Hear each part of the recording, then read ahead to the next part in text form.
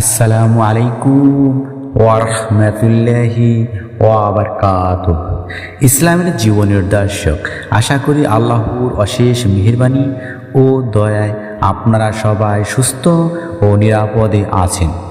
সম্মানিত ভাই ও বোনেরা, আপনারা যদি একটি সূরার মাত্র 2টি আয়াত এভাবে আমল করেন, আল্লাহ আপনাদের উপর সন্তুষ্ট হবে, গুনাহ মাফ করে দিবেন, অভাব অনটন দূর হবে, রিজিক বৃদ্ধি হবে, এমনকি রিজিকে অসম্ভব পরিবর্তন আসবে ইনশাআল্লাহ। কেননা আজকে আমি আপনাদের জন্য যে 2টি আমলের কথা বলবো, সেই 2টি আয়াতে আল্লাহ কোনো শরীক নেই এবং মহান আল্লাহ শক্তির কোনো সমকক্ষ নেই। মহান আল্লাহ আমাদের সৃষ্টি করেছেন তার ইবাদত করার জন্য। আমরা কখনো আল্লাহর সাথে কারো তুলনা করব না। আমরা মনে যেন কখনো এমন প্রশ্ন না আসে, আল্লাহ কিভাবে সৃষ্টি হয়েছে। আরেকটি আয়াত দ্বারা মহান আল্লাহ আমাদের বুঝিয়েছেন, তোমরা কখনো আমার অর্থাৎ আল্লাহর শক্তির সাথে অন্য কারো শক্তির সাথে সমকক্ষ করো না, কেননা আল্লাহ কাদিরুন, আল্লাহ সর্বশক্তিমান। ভাই ও বোনরা, এখন আমি আমলের 2টি আয়াত 2বার তিলাওয়াত করে শোনাচ্ছি। সম্মানিত শ্রোতা, আপনারা মনোযোগের সহিত শুনবেন এবং ধৈর্য ও বিশ্বাস নিয়ে আমলটি করবেন।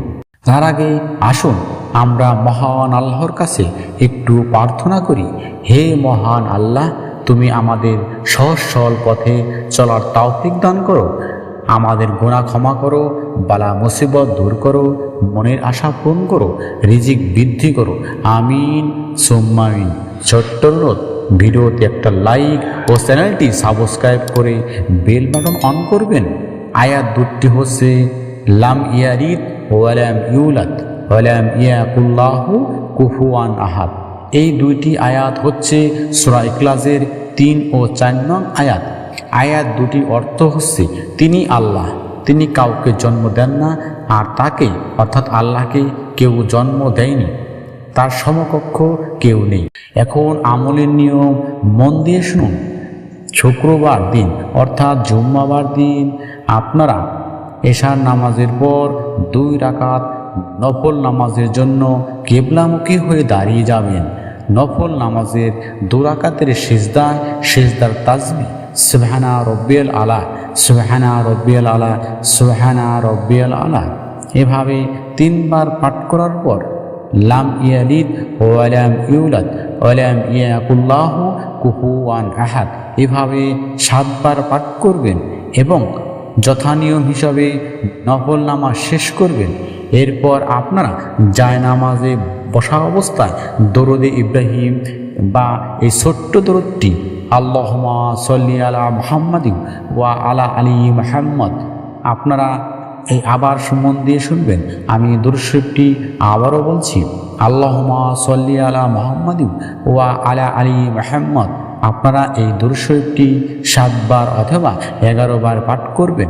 এরপর চোখ বন্ধ করে 2 হাত তুলে মহান আল্লাহর কাছে আমাদের গুনাহ থেকে পানাহা, ঋণ থেকে চিরমুক্তি এবং রিজিক বৃদ্ধি ও রিজিকে বরকত লাভের জন্য ভিক্ষুকের মতো মহান আল্লাহর কাছে ফরিয়াদ করব। মহান আল্লাহ সবার মনের আশা, মনের মাকসুদ তামান্না পূরণ করুন, আমিন সুম্মা আমিন। আসসালামু আলাইকুম ওয়া রাহমাতুল্লাহি ওয়া বারাকাতুহু।